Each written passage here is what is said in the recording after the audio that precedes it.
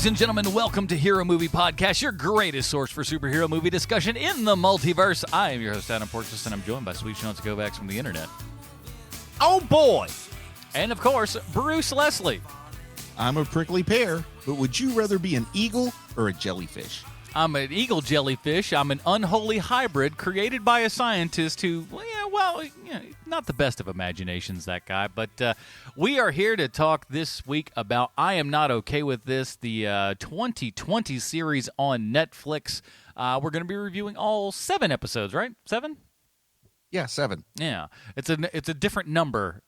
Literally an odd number and an odd number for television to put through. But luckily, they're like little fast episodes, man, around 30 minutes. And we'll talk about whether or not that's good for presenting serialized television. We'll talk about that in just a sec. But before we do want to say a big, giant thank you. It is the beginning of the month around here, and therefore we must say a big, giant thank you to everyone who supports us over at patreon.com/HMP. Those awesome people get the pre-show, post-show, and, of course, the Dinger Zone. This week, man, the Dinger Zone is all about Star Wars and the Episode 9 that could have been. So if you'd like to check that out and, of course, help this show along in the same way, go to patreon.com/HMP and help out today, man. We really appreciate that and appreciate all you guys.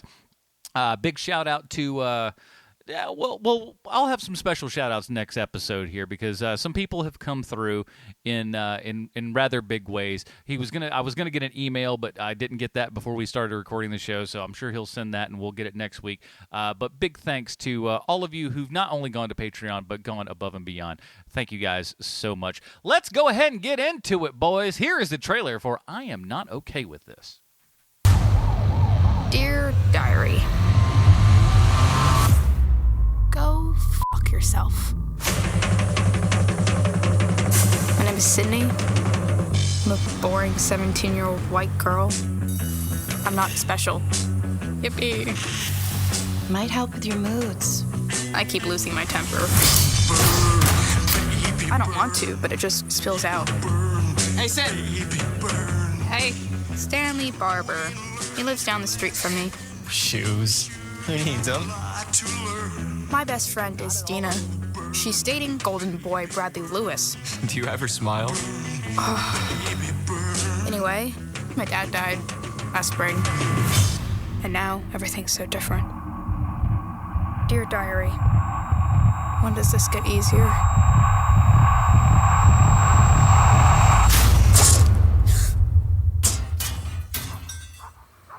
It's probably just puberty. I think there might be something wrong with me. What do you mean? I just feel different lately. Everybody feels like a freak sometimes. Yeah, I guess. Oh, God. Dear Diary, what the hell is going on with me? You can tell me anything. You know that, right? I want you to attempt to have a normal high school experience.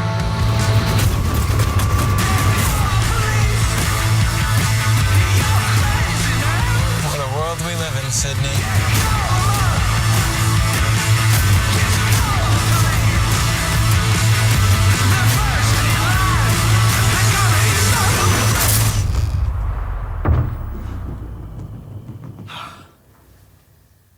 Holy shit!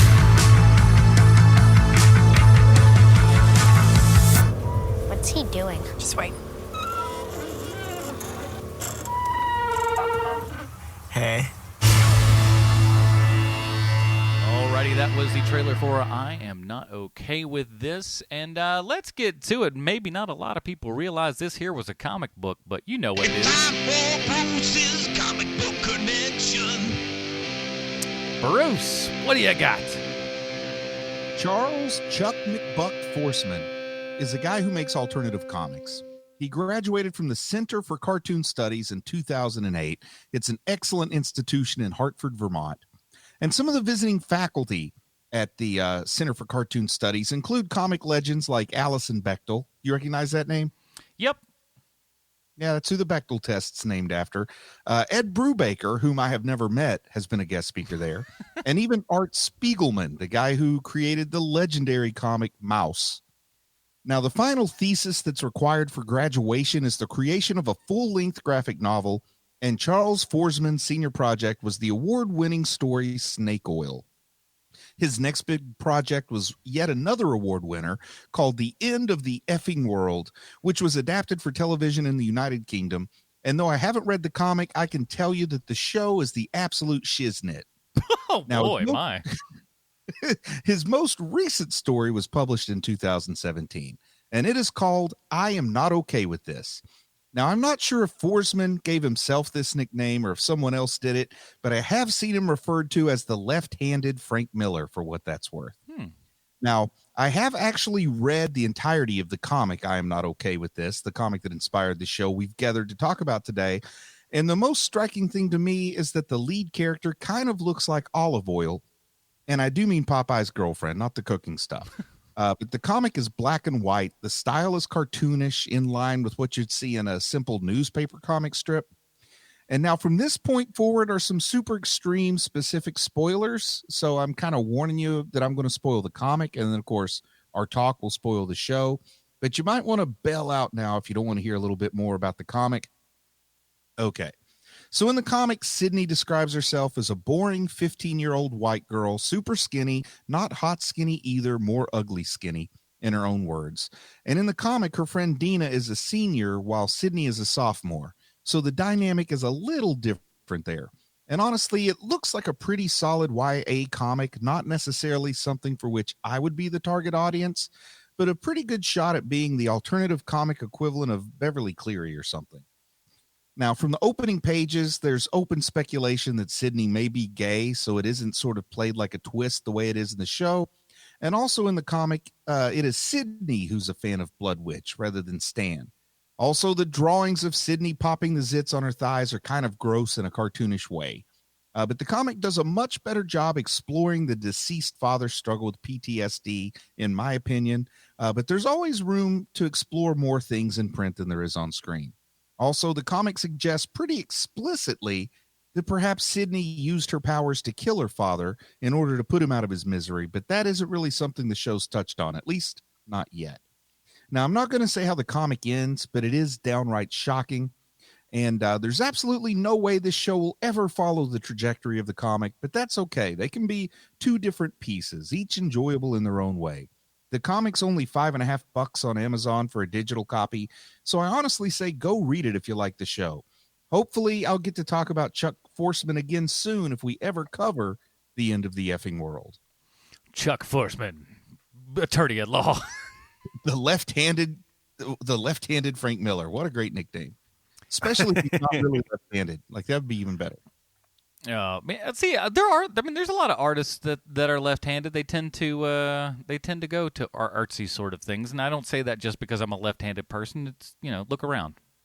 And the only thing I can say is that both his art style and his storytelling style is absolutely in no way at all like Frank Miller's. So maybe that's the left-handed part. I don't get the nickname. Maybe it's a left-handed compliment that way. Hey, you like Frank Miller. Frank Miller does some great stuff. Frank Miller does some not so great stuff, so you never quite know. Here's the IMDb plotline. Sydney is a teenage girl navigating the trials and tribulations of high school while dealing with the complexities of her family, her budding sexuality, and mysterious superpowers just beginning to awaken deep within her. So this has 2 stars from the It movies that came out most recently, Sophia Lewis and Wyatt Olaf. Who are actually both quite good. Everybody in this show is quite good. I'm going to go ahead and just, I know that's a wild statement to make having watched this thing, but everyone in this show is pretty darn good, save for maybe one character, and we'll talk about her later. And also just kind of a nice little bit of trivia. Wyatt Olaf, is that how you said his name, guy? Yeah, that's how I said it. I think his character's name in It is also Stanley or It's Stan. true, yes. But that to me, he's going to be one of those, like, it's at least his name isn't Stanley, and he's not like Tony Danza, where it's got to be his name every time, otherwise you just don't know. Yeah, I like the idea he gets typecast as a Stan. You feel like a Stanley to me. That's the vibe I'm getting. He shows up at an audition and saying, "Sorry, this character's not a Stan. You need to just go on." We're looking for more of a So I have come to heap praise on this thing because I really, really enjoy this show. But I think I think that Bruce, you specifically would know that I like the show just because I really, really love this guy's first show, The End of the Effing World. That show to me was just such a it's such a piece of itself where they're not making anything that even remotely looks like that show. Yeah. And I have a friend at work who was telling me that she had started watching this show and she's about 3 episodes in, and she when it comes to I'm Not Okay With This, what we're reviewing today, she's about 3 episodes in, and she had already seen The End of the Effing World. And about 3 episodes in, she was like, what I can't stand about the show is that basically they took The End of the World and they just Americanized it and made this show. And she's like, so she did a little bit of research and was like, oh, it is the exact same creative team. So I guess if you're stealing from yourself, it's fine. So she watched the show in its entirety and she enjoyed the show. For me, when it came to their first show, when it came to The End of the Effing World, it was something where it really felt like I have never seen anything like that in years. Where you're like, wow, this is how kids are right now. And it felt like you were getting a glimpse at what it's like to be a kid right now, watching that show. And that's what this feels like as well, to a point. Not as much as their first show is, but to a point it feels legitimate.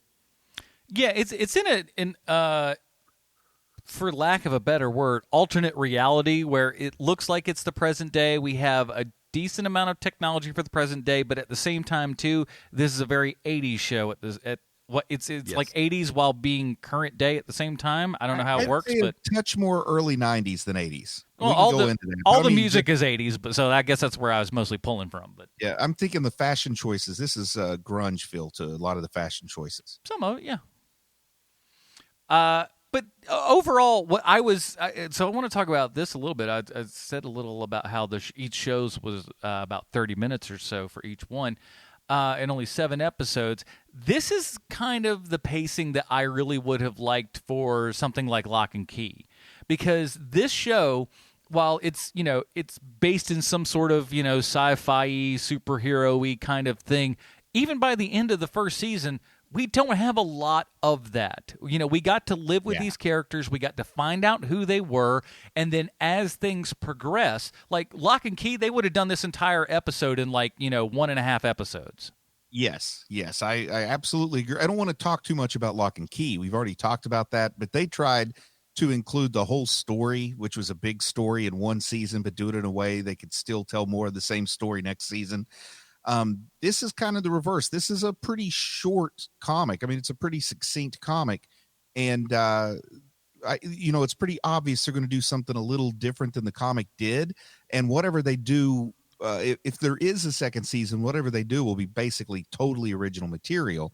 So it's kind of cool that it really feels like the book Portnoy's Complaint. It's a book that not everybody's read, but it's this guy talking to his psychologist or psychiatrist for the whole book. Then on the last page, he screams and has a huge mental breakdown. And then the last words of the book are, "Okay, now we're ready to begin." And that's kind of what this feels like. Like this whole season is just to get us to where the story starts. And I like that. Yeah, me too.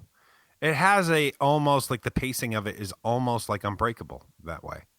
Oh yeah. Yeah. I didn't even think of that, but that's a great comparison in a lot of ways. I've been comparing things like crazy lately. Have you guys noticed that? He's a comparer. I've always said it. I think that one of the things that makes this show work so well, and I'm going to be talking about her a lot, is Sophie Lillis. Like she's just she is such a star, and she is doing a lot of the heavy lifting on the show, as she should. She's the main character on the show, but she is she's bringing something that I'm going to give them the benefit of the doubt and say that it is in the script also. However, she is adding so much to it just by her existence. The camera just soaks her up so much. And, she's not the type of actress where like you look at her and you're like, well, I mean, clearly she's a movie star. When you look at somebody like, like Chris Pratt. Like Chris Pratt is just a good looking man. Like, like that guy is a movie star. When he's off set, he still looks like a movie star. I don't know if that's the case for her, and that's what makes me think she's going to have. We're going to be seeing her for a very, very long time. And maybe it's almost in a fashion of like man, I can't even remember his name right now. He's in he was married to Uma Thurman. Ethan Hawke. Ethan Hawke, thank you. Like she could have like Ethan Hawke's career basically, where she's just constantly working. You just might not necessarily know that she is because she's in a lot of indies and a lot of smaller stuff. And then occasionally she'll come out to do something huge, and that might be her career. I'm really glad she got this part because she was, I think, easily. I don't think anybody's going to disagree with me if I say she was the breakout star from It. The It Chapter 1. Mm-hmm. And she hasn't had like a good follow-up role yet. And it could have wound up being that thing like, man, that girl was great in It. Whatever happened to her? Because her next two projects after It weren't great. And then this is wonderful and memorable. And I really think this is going to have a couple more seasons. And I'm really glad she got this. And you compared this to Unbreakable.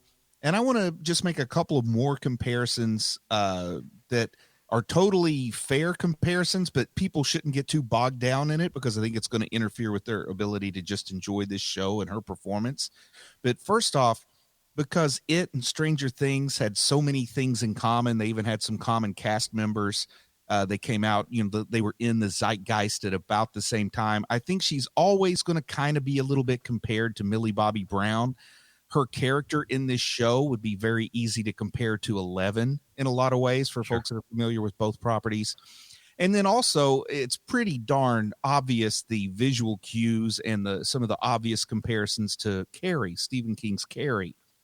So, and with her being in a Stephen King movie as her breakout role. And I think both of those are not only fair comparisons. I think the people making the show were aware of those similarities, but if you get bogged down too much and just saying this is trying to be Stranger Things with Carrie or something like that, you're really going to miss out on something that's really good on its own merits. And it's not really the supernatural part of the show that makes it so good. Yeah, now I didn't take many notes. As you guys know, I don't really take a lot of notes and stuff, but I did write down this is X-Men by way of the Breakfast Club and Carrie. So that's they even have what I would call an anti-Breakfast Club episode. Like it's all set up like you think, okay, this is the Breakfast Club episode, and then it goes to make entirely different points from what the Breakfast Club did, which I think was nice. Me too. And there was no stupid corny dance sequence in the middle of it to make you go like, what movie does this belong in? Why is this in this movie? It makes no sense, but okay. Emilio Estevez likes dancing, so you're going to let it happen, I guess. And Judd Nelson's character got played by a female, so that was cool too. Also had a Lady Bender. I call Jessica Lady Bender.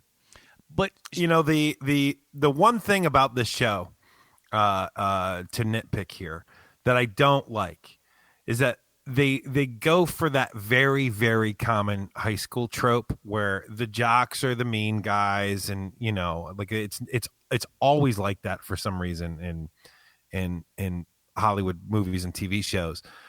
When in reality, the movie that really nails it are the Spider-Man, where the Spider-Man. I would also offer the 21 Jump Street movie did a really good job of flipping that. Also true. Yes, absolutely true. Where it's not the jocks that you have to worry about in high school anymore. I mean, maybe you did in the 50s and 60s or whatever, but even when I was in high school, that wasn't really who were the jerks, And so like it's one of the things that it's one of the only things that bothered me about this series is that that is not what a bully looks like.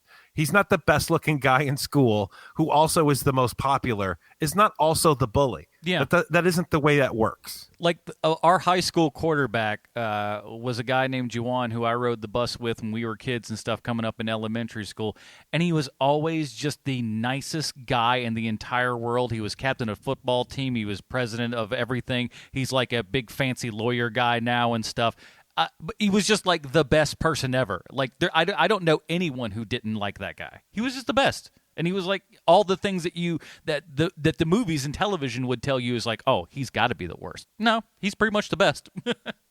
And, in my experience too, not so much as when I was in school, I had a very different school experience than most people probably, but mine, there definitely were the athlete jock bully types there a little bit. But I think that what I've seen with where my kids go to school is a lot of times the athletes and the athletic folks, the jock types are some of the first to step in and take up for a bully. Yeah. I mean, not for a bully, but for the person being bullied. Yes. That came out back. Yes. Yeah. Yeah. I do want to go back real quick to talking about Sophia Lills here. And just kind of piggyback off of Sean for a second. I think one of the things that really makes her work in this entire thing is that she is that good an actress. When you watch what she's doing here, there's always something behind the eyes. You see just real, genuine emotion come across her in every scene. So when you're watching her, kind of make eyes at her friends and everything, part of you just wants to go is this movie just saying, what's right, that ladies have that vision where they can't see that somebody's clearly in love with them sitting right in front of your face? It's just like, dude, how can you not see what this girl clearly just has, these glossy, starry eyes looking at you. She clearly loves you. And then oh, wait, what this is? I don't know what this is. Oh, come on. They even do a little course correction on that on the last episode. Yeah, it's fine, and it was one of those. Really, you were shocked by that? You didn't realize that your friend who was just like, hey, listen, if anybody else is like that around you, and they have that stupid, puppy dog grin on their face and everything, and they hang on all of your words, and pick up a clue. I mean, even though the phrase has gotten to be one that has a lot of negative connotations and isn't used in polite conversation so much anymore, the term friend zone came about for a reason, and it doesn't just happen to guys, Yeah, very true. But so was anyone else pretty much Stanley in high school? Because that was I'm watching this character and I'm like, oh my god, oh, I see too many things that are me. Oh, please stop it, Stanley, it's hurting me. I don't like this. I don't like any of this. I definitely liked his wardrobe, but no, I was not Stanley in high school. Oh Lord, nor was I. It was far too much that character. Have you? I'll put this on the table because this is a real life event. Have any of you actually? We'll say it's accidentally dated a gay person because I've done that. I asked a girl out who I was like, I don't know. I get a vibe that she might be, but I don't know. She's flirting with me an awful lot here. Okay, let's just see what happens. She agreed to go on the date, and then it just, I was like, I forget how it all kind of finished out, but it wasn't good. Now, I have sort of been interested in people years gone by, found out that they were gay, and then it was almost like a huge relief. Now I can genuinely just be friends with this person and not have to try to get him to go out with me. It was a weird feeling of relief the one time I've been in that situation, and it was a pretty good friend. Yeah, for me, it's always just that's what you say to everybody. I get it. You could just say you don't like me. You don't have to pretend to be gay. You're like the Costanza in the Costanza-Kramer dynamic. I switch to the other team, he brings them back. Exactly. There's not a single episode of that show that could be made today, but I still love the show. It's fantastic.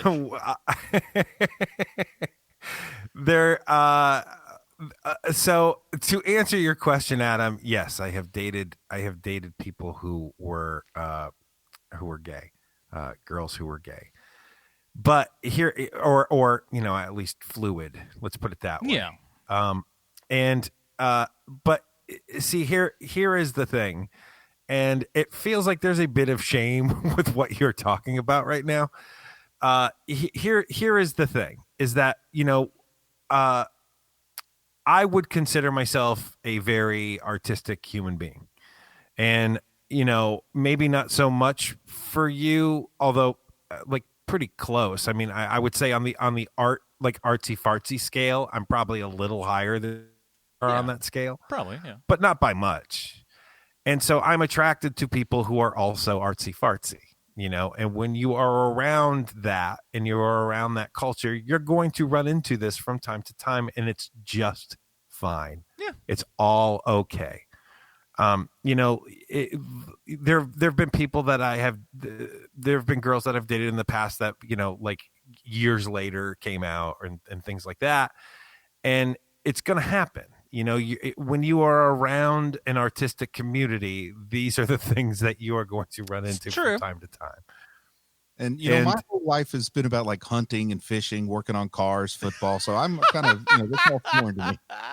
Well, but what I'm saying, Bruce, is that, and I mean, come on, Adam went to film school. Adam, there's all of the earmarks that you never experienced. You know what I mean? And True.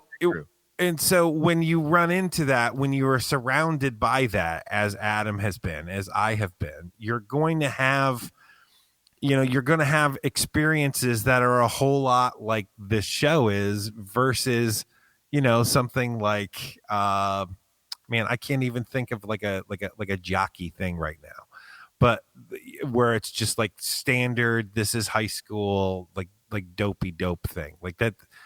They kind of don't make those movies anymore, and I'm glad they don't. But like, you're going to have your like Adam's experience is going to be where, sure, you're going to run into that from time to time. And basically what I'm trying to say is like, it's fine. Like it happens. It's okay. Listen, I'm totally okay with it. It was very odd. And I'll just say this to anyone. Don't go on ice skating dates with people that you're not interested in. That's all.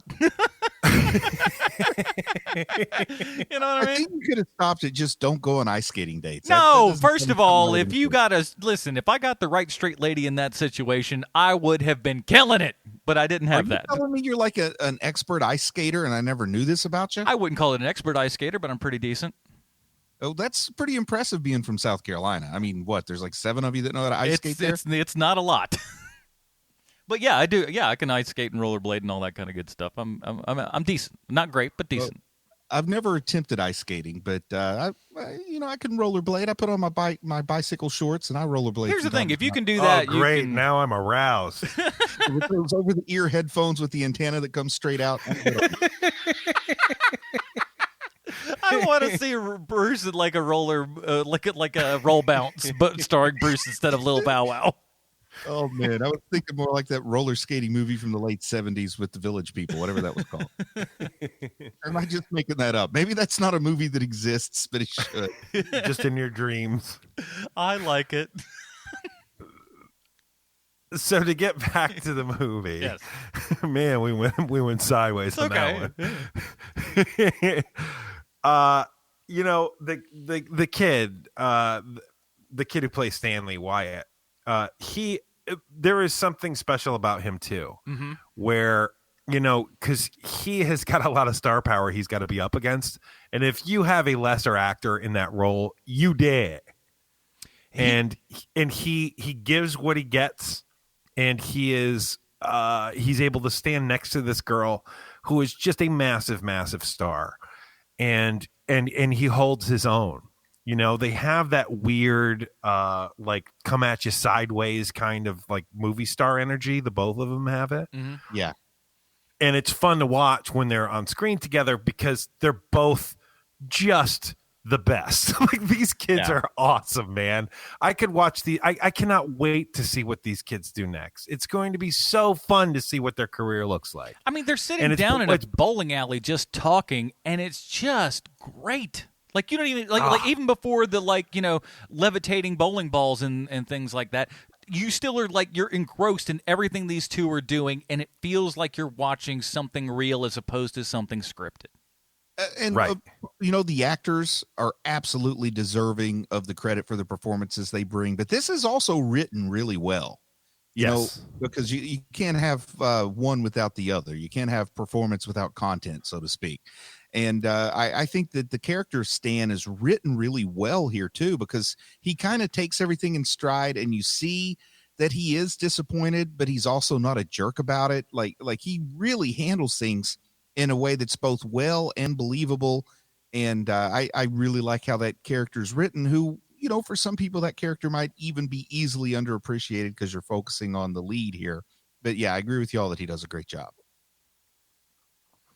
But yeah, him just kind of like sitting behind on the bleachers there during the dance and everything. I was just like, oh boy, this is all too much. There's too much realism in this thing. Even though there's people like knocking over bookshelves and in libraries and things. I'm like, no. What did you think? What did you think about the way that Sydney, that's Sophie Lillis's character? What do you think about the way Sydney's an absolute jerk to her mom here in pretty much the whole thing? I feel like it's coming from an understandable standpoint with how this character is built up and everything that we kind of learn. And that's one of the things that I do like about the show is that these teenagers are jerk teenagers. They are what a lot of teenagers are like at that time. They're just little snotheads that, I was one at one point, probably not nearly as much as some of these kids are because I knew better. My parents would beat the crap out of me. But, it feels like even her little brother just feels like a real kid.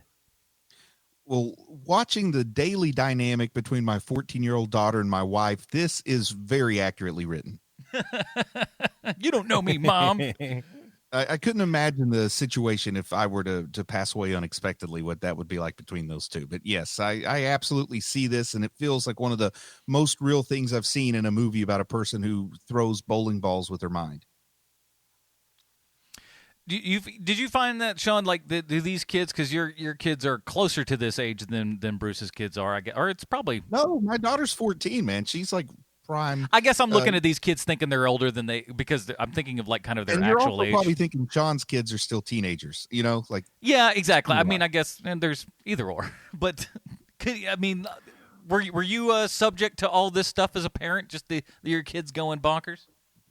Well, I mean, you have to keep in mind, guys, that my girl's experience is totally different than this character in the show. That's my girls, I and to this day, I can do no wrong. Even when I know I've done wrong, they just think I'm the greatest. Well, that's awesome. They hate their mom with a blinding passion that could fuel several states for months at a time. And with good bloody reason, but they have a drive. My kids have a drive that this character does not have. There is like a need to be great in both of my children that isn't in this character. This character behaves a lot more like I do than my kids do, or like, I see that actually. Now you say that, I can absolutely picture young Sean in here. I'm far more introspective than both of my daughters are. And they're not, they don't have the same, their mother issues are so vastly different than this character's mother issue is, and there's that very nice, and I thought very well handled, not to get ahead of ourselves, but that resolution by the last episode is pretty well done. Where it's about misunderstanding and, no one's saying exactly what they're thinking, which is, I mean, that is one of the things that I love about well-written television shows, is that there's a lot of things that are implied and people are making statements that isn't exactly what they're thinking, And that's what makes the show so terrific versus something that's, like makes me want to chew my own arm off like Riverdale. And so when you look at this show and you see just how much care and time goes into writing these characters, and with the performances as well, where you're just like, man, like I just love being here. You know what I mean? Like I just want to hang out with these people some more. And I can't say that with a whole lot of shows where I mean, you know, let's take example. I know I keep bringing this up, but I just got it on the brain. My favorite show right now is Better Call Saul. I just love that show, but I don't necessarily want to hang out with those people. You know what I mean? I just love that show. I do want to hang out with these kids. Like these kids would be fun to hang out with. Not so much with the Better Call Saul cast. Yeah. I'd like to live at the end of the day, please. Yes. What do you guys think about the shadow monster, the dark entity, this thing that we don't quite know what it is by the time the season wraps up? Well, I have a theory on that, and you can tell me if I'm right or wrong, but I've been meaning to ask. Let me slow down and say that the answer to that does not lie in the comic. Oh, wow, because I think it's her dad. I thought it was some sort of Professor X kind of deal to be like, hey, guess what? You're now in the Mutants or the Avengers or whatever. Let me show you all the ways. I think it's someone who's going to offer to tell her about her dad, someone who knows something about her dad. But when he shows up, she doesn't just say, oh, hi, Dad. I don't think it's going to be her dad, but it's going to be someone who promises a link to her dad. Well, she did ask, who are you? So that's probably a good indicator that it's not Dad. Yeah, they show the shadow demon in the comic as just a manifestation of her power at one point. That's funny because they do bring it up. They do bring it up in the show where it seems like that's where they're headed with it, that it's just a manifestation. But then at the end, this happens, and it doesn't seem like it's the case. It's like, well, maybe it's kind of the maybe a combination of the voices and things like that, because she's hearing all kinds of stuff too. Yeah, and that shadow demon only comes out in a very intimate setting in the comic book, so we don't quite know what it is. The question's never answered. It's just some dark aspect of that she has some link or control over, but it's never really explored. The comic leaves a whole lot open, so there's plenty of room to explore stuff in the show, and the comic's written in such a way that it's a complete story. Like, there will be no more comics, but the show can absolutely do its own thing for as long as it wants to. Well, it got its job done. They made a TV series out of it, so good job by you. They have been approved for a season 2 here, so hopefully they'll get shooting those soon. Here's a question I have for you guys. Like, I've seen people online asking, what did you think of, should I watch it? Did you like I Am Okay With This? And the answer is, well, until I see season 2, I don't even know if I like it or not. Like, it just stops where it feels like the story should begin. My question for you guys is, would you be satisfied if there was never another season? Not from, like, of course we want to see these characters and stuff, but I mean, would you feel like this was a lousy story if it just ended here and didn't continue? Or would you feel like I feel like it's complete in its own way. Yeah. No, I really like this season. I enjoy, like I have been harping on, I do enjoy these characters, but the storyline itself works great too. And, it's on the network for not bringing it to a second season. It's not on the creators. The creators really did their job. And now, I just want to get your guys' take on something else too. 8 episodes were ordered. 7 episodes were delivered. Mm-hmm. What do you make of that? It's not completely uncommon for things to happen like that, especially in this kind of streaming world and everything. Usually it's not a super great sign, but there could be so many different factors that come into play. I don't know how many times, though, we've complained about streaming shows that feel like they're forced to put filler in there. And I'm going to say that I'm going to stand up and say that this is a plus on the side of the creators, that they said, you know what? I know you were going to pay us for 8, but this story was served by 7, so we're going to give you 7. We can't do, 8 is only going to make this story worse. Ooh, so better. You think, this is an interesting idea. So you think that there's a chance that it was more their idea than, say, Netflix? It was absolutely their idea. They had the funding. I mean, they gave money back and turned in 7 episodes. Okay. Well, hey, that's the way to do it. In that case, I'd rather them do that. Like, we either need 14 or 7. We can't do this in 8. And they did 7, which, they could have taken the story and tried to squeeze 20 more minutes into it, because these episodes are sub 30-minute episodes. They easily could have tried to pad it out to 8, like, the Marvel folks did with a lot of their Marvel Netflix, padding 8 episode stories out to 13. And I'm going to say this is a big step towards creative honesty, that the creator said, no, we would rather give you the right show than to give you 8 episodes. And I love the, around 30-minute kind of mark for all of this. It made the show super easily digestible. And, you got to the end of an episode, and it left you wanting more. You wanted to go to the next episode to, continue to hang out with these characters, see where things are going, because it's narratively, it's just told very, very well. They plan this out clearly to such a fantastic degree that they're like, okay, here's this spot, we need to be this by this by this, and they killed it. And the big thing is that at the same time, like you said, it's only 25 minutes for an episode, and I think that these guys are smart enough and have enough experience here from what we've seen in this episode, or this series so far, is that they could have filled an episode with something, but decided not to. And to decide not to do something and pull back, I think takes a lot more guts to then just go, we're scheduled for 8, let's do 8. Well, it also looks good, right? Because if you are a creator and you are giving money back to the people who gave you money and saying, hey, we made 7, if we make 8, it's going to make it worse. If you're doing that, you have just made a relationship that is based on trust forever. And so, this series is already up for season 2, which is great, and I'm very pleased about that. And they're going to continue to work with these people. So even if this wasn't as successful as it was, they would have gotten another thing out of them because they have just proven that we have a relationship where we want what's best for the show, and that's all that people want.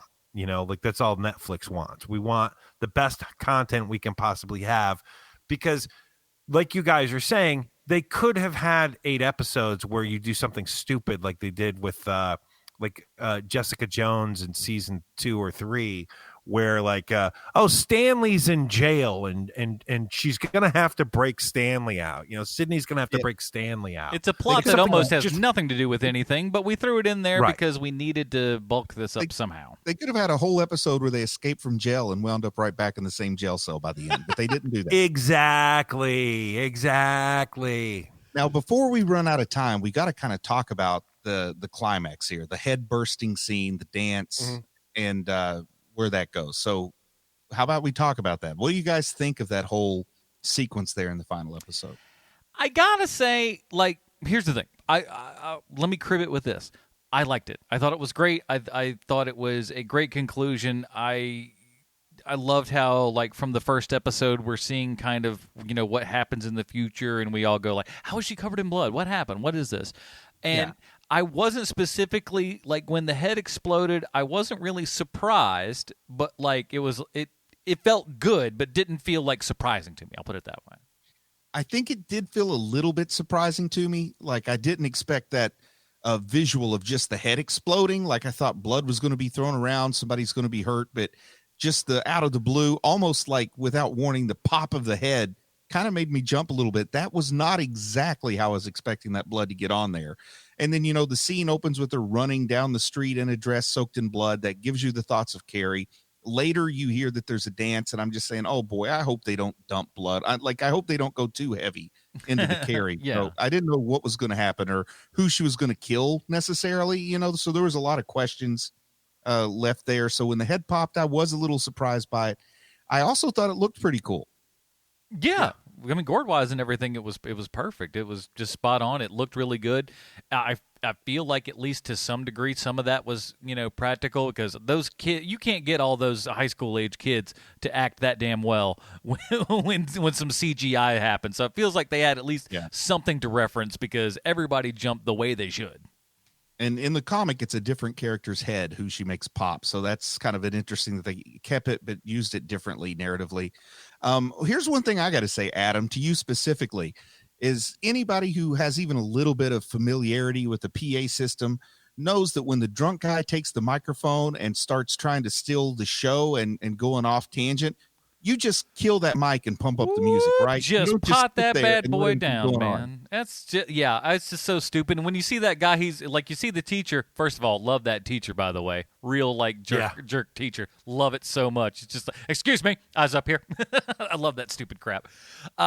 He should have, like, the second that he grabbed that and kind of started walking and talking, just walk over there and turn it off. Why is it hard? Come on. They have a DJ at the mixer there. So basically, in that situation, I would love for somebody to come take the mic, because then I could have fun with them. I would like start getting some feedback going in there. I would turn it way down so they shouted, turn it way. I would drive them nuts. And then you just kill it and pump up the music super loud, and everybody dances, and they're standing there screaming at themselves like a madman, and a little bit less blood to mop up for me at the end of the night. But you gotta admit, it's like, as far as like getting everything across, that scene is really fantastic, because you feel what she is feeling right now, because you know what she's been writing in this diary, and you know that, like, if you were one of the people that keeps a diary, if someone was to get a hold of that, especially while you're in high school, and then share that information with everybody, just how much that, like, of course you'd want to, like, pop their head off with the telekinesis blow, because it's so unnervingly, just even while you're listening to it, you feel like she feels like, oh no, oh please don't say any of this stuff. It's just so bad. But again, that's what makes it work so darn well. And I think we all know that her dad had powers too, right? Like, that's not a mystery to anybody. To some degree, yeah. Yeah, I think we all kind of assume that that's something that's going to go on, and that's going to be something interesting to explore in the next season. I like that she's running one way, the cops are going the other way, because when you first see it teased at the beginning, it almost looks like the cops are after her. Yeah. But then you see better in the finale, they're going to the site of the exploding head. And I mean, come on, how could they, she's not going to get in any trouble here. Nobody's going to believe she made his head explode. No, I don't think so. Other than Stan. Stan will believe it, but nobody else. Stan knows the truth. But now I will say this. I have to have this, a little bit of a technical rant, and I'm sorry, but I feel like I got to say it, and maybe in some weird world, the producers of this, someone will hear it and it'll get back to somebody, but I have to have this technical rant. I love the use of the diary and the voiceover and all that stuff, but my problem is that the diary voiceover comes out of the center channel in a 5.1 mix, as does all the other dialogue. So you don't really get a proper differentiation between that.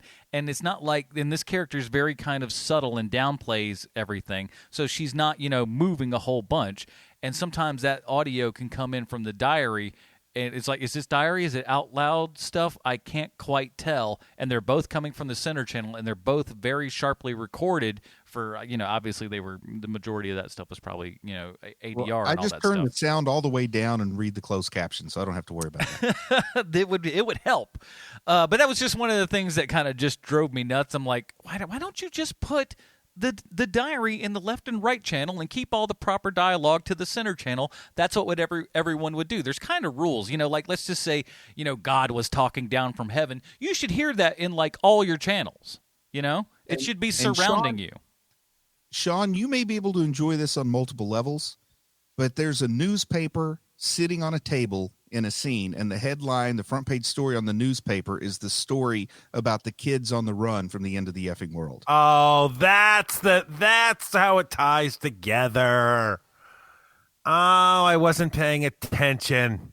Oh, that's so great. Yeah, so you can just think that these things are on, one is in England, the other one is here in the U.S., but these things are happening simultaneously. And Entwistle, the person who directed every single episode of this, and he was the showrunner for BBC's End of the Effing World, he says, yes, these events are indeed going on at the exact same time. That's wonderful. That is a soothing balm, because I'm so angry that Adam took the thing that I wanted to complain about. Oh, really?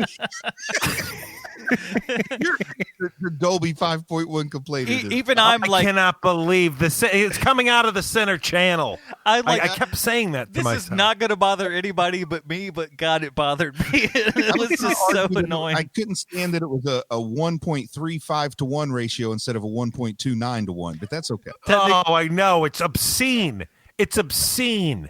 Don't get me talking about 1.85 versus 1.79. We're gonna have We're gonna have a day here that's just like, this is not Academy standard. What are we doing? Everybody just thinks they know what they. Oh yeah, I got a television show. I do what I want. Season 2 of Westworld. All of a sudden, the first scene is like 2, 3, 5. I was angry, boy.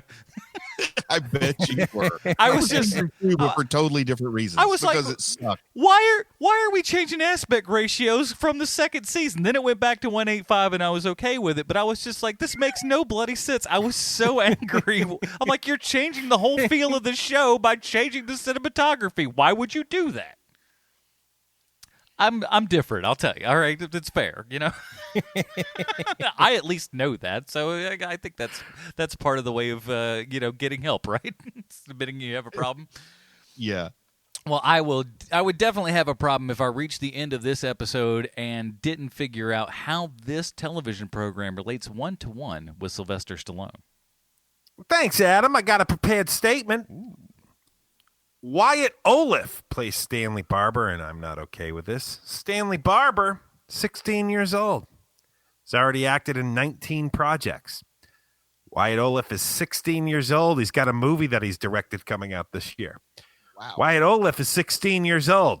He's played a young Peter Quill in 2 Guardians of the Galaxy movies. Wyatt Oleff, I'd like to take this opportunity to tell you, you can go screw. You know how many Guardians of the Galaxy movies I'm in? 0. You know how many movies I've directed? Okay, I directed 1, but I wasn't 16 when I did it, and it wasn't any good. And you know what, Wyatt? It was probably because of my direction. I was too focused on performance, Wyatt, and I wasn't paying enough attention to my shot compositions.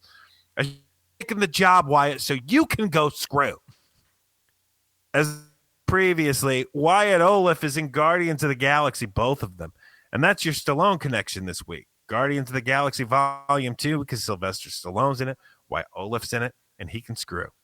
I've never worked with Sylvester Stallone. Sylvester Stallone has never contacted me, not even a cease and desist order. And let me tell you something. If that ever happens, you'd better believe I'm framing that bad boy going right up on the wall. Then this segment has to become the Steven Seagal segment, where each week I'll discuss a different way that Steven Seagal has embarrassed himself through the years.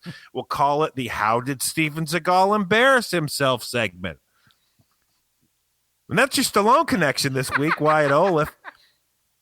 I'm Sweet Chauncey from the internet, and as always, you're welcome. Wink.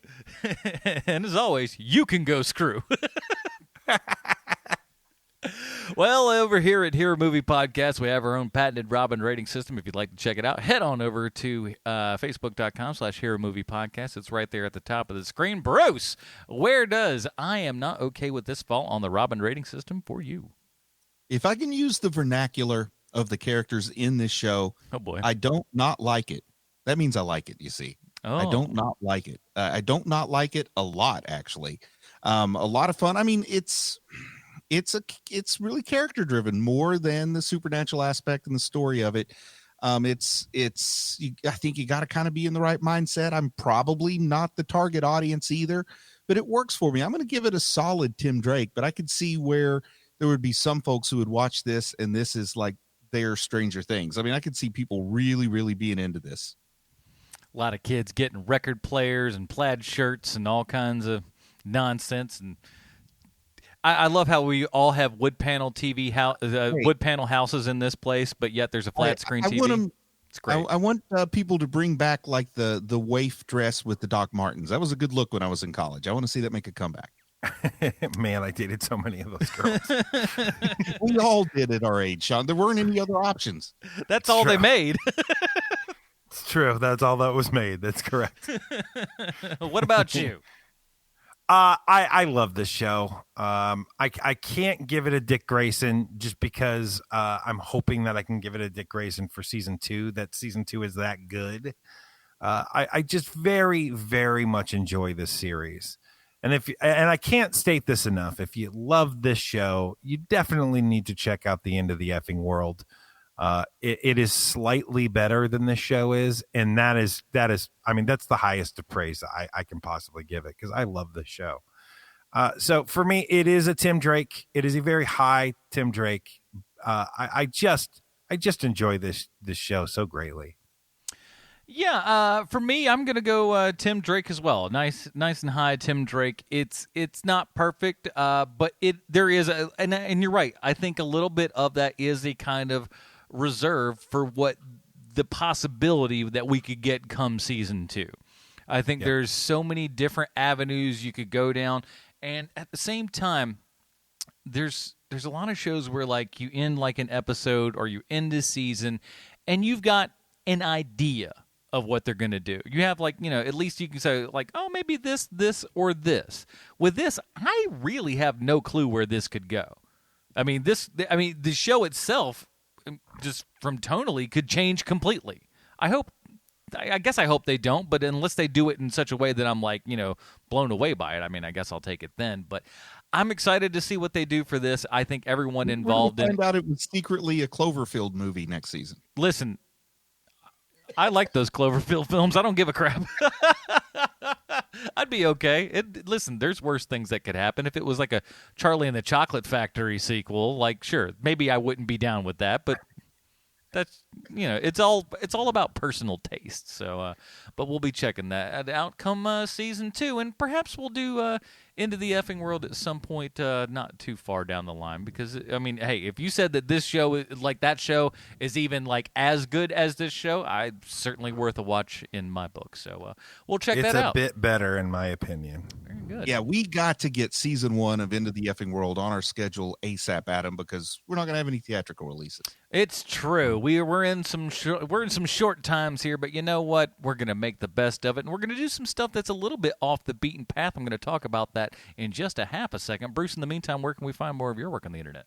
Hey, there's 2 new episodes of Heroes and Villains. If people want to go here, after much request, I finally done a Green Goblin episode. You're welcome, Walt. Also, I have done a Zorro episode. That's what I've wanted to do since day one and never got around to it. I like that character, so I did an hour talking about Zorro all by myself. We've put Zorro up for vote many times on Patreon, but we've covered Zorro the Gay Blade on the show, sir. Granted, as much as I enjoyed Zorro the Gay Blade, I think there are other Zorros out there that we could definitely check out. There's only like 42 of them, yeah. Yeah, and we've got other things that we'll continue to come back to, but you'll all find that out at a much, much later date. Ooh, secrets. Sean, where can we find you? Find me over at Clone Wars 30 Questions. We just finished up our new episode of that, so check that out. Even if you don't watch the show, it's at least worth it to hear our funny jokes and takes on Star Wars itself, because it's more than just the show. It's certainly about the show, but it's also about so much more. So check out Clone Wars 30 Questions. And, of course, the Film Find is back. Matt and I are putting out episodes every Monday and Wednesday. They're about 30-minute episodes, real quick for you. And all that stuff you can find on streaming. So check that out here, the Film Find, wherever you find Finder podcasts. Next week, we're heading back to Netflix because you can't go to a theater anymore. They don't exist. So we're going to be covering Initial D, which was a manga and a video game and 800 other different things, because that's how those guys roll over there. They're like, hey, we're going to take a product and we're just going to squeeze all the juice out of it that we possibly can. Did they squeeze enough juice to make a lovely glass of Initial D on Netflix? We will find out next week.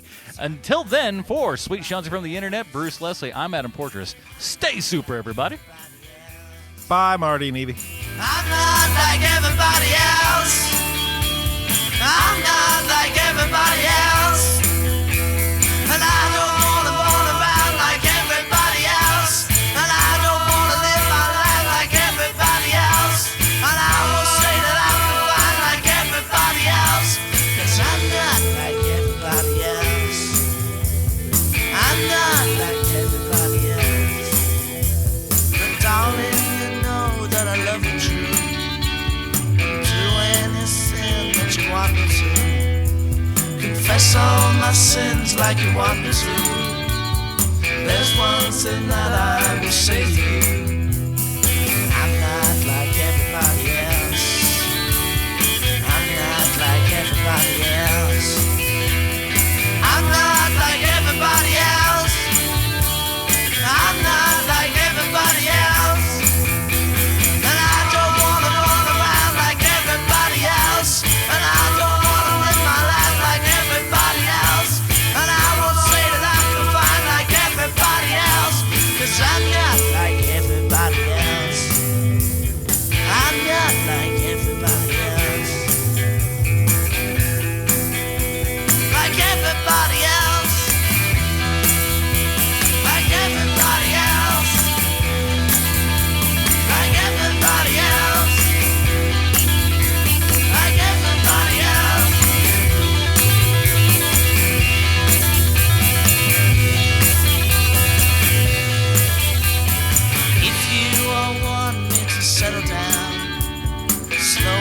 would stop all my mind. Do everything like you want me to. There's one thing that I will say to you. I'm not like everybody else. I'm not like everybody else.